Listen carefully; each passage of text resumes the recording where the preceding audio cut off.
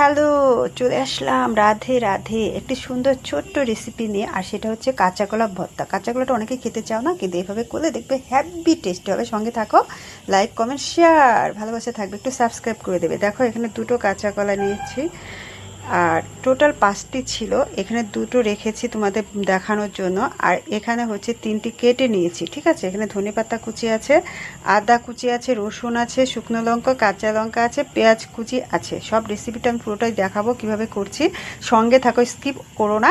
আর কাঁচা কলাটাকে আমি কিভাবে কি করছি সবটা দেখাবো। চলো তাহলে মূল রেসিপিতে। দেখো আমি ইন্ডাকশানে বসিয়ে দিয়েছি কিছুটা জল দিয়ে। এখানে কাঁচা কলা অনেক সময় কষ থাকে, অনেক সময় হচ্ছে কালো হয়ে যায়, সেটা কেন হবে না? দেখো সামান্য একটু হলুদ আর সামান্য একটু লবণ দিয়ে আমি সিদ্ধ করে নেব। ঠিক আছে, তোমরা দেখতে থাকো এবং সঙ্গে থাকো, স্কিপ করো না।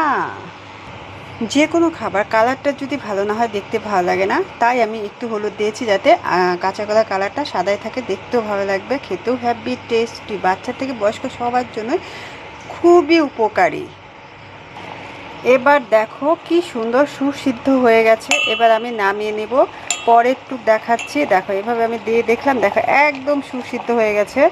একটু দেখে নামিয়ে নেব এবার। ঠিক আছে, দেখো কলাগুলো সিদ্ধ করে আমি নামিয়ে নিয়েছি। এবার আমি এক এক করে কিভাবে এটাকে ভর্তাটা করব সেটা আমি তোমাদের দেখাবো, সঙ্গে থাকো। ঠিক আছে, কড়াইতে পরিমাণ মতো তেল দিয়ে দিলাম। ঠিক আছে, এবার শুকনো লঙ্কা ফোড়ন দিয়ে দিলাম।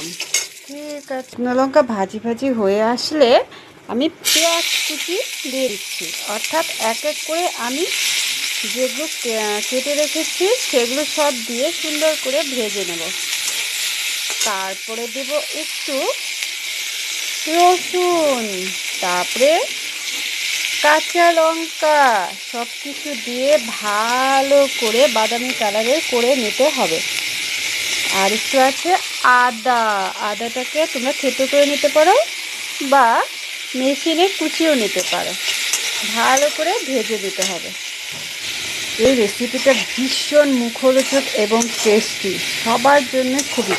এটা তোমরা রুটি লুচি এগুলোর সাথে খেতে পারবে, প্লাস গরম গরম ভাতের সাথে তো সেই টেস্টি। এদিকে সবজি রান্না চলছে, দেখো ডিমগুলো কিভাবে টকবক করছে। অনেকে আমাদের দেখে এভাবে টকবক করে জ্বলে, তাদের জ্বলাতে থেমে থেকো না, নিজের কাজ নিজে করে যেতে হবে। যেহেতু আমি সিদ্ধ করার সময় হলুদ দিয়েছি, তাই আমি পেঁয়াজের মধ্যে আর হলুদ দিচ্ছি না, যেটা আমি ভেজে নিচ্ছি। দেখো ভাজাটা একদম বাদামি কালারের হয়েছে। এবার আমি নামিয়ে নেব, সঙ্গে থাকো। এবার দেখো ভাজাটা নামিয়ে নিয়েছি, পরিমাণ মতো আমি একটু লবণ নিয়েছি, আর আমি এবার সেই টেস্টি করে মেখে নেব। লাস্টে একটু গার্নিশ করব কি দিয়ে, সেটাও আমি তোমাদের অবশ্যই বলবো। পুরো ভিডিওটা দেখার জন্য তোমাদেরকে অনেক অনেক ধন্যবাদ, এভাবে সাথে থাকার জন্য। আর এভাবে করবে, এক থালা ভাত অনায়াসে খেয়ে নেবে, আর অন্য কোনো কিছুর প্রয়োজন নেই।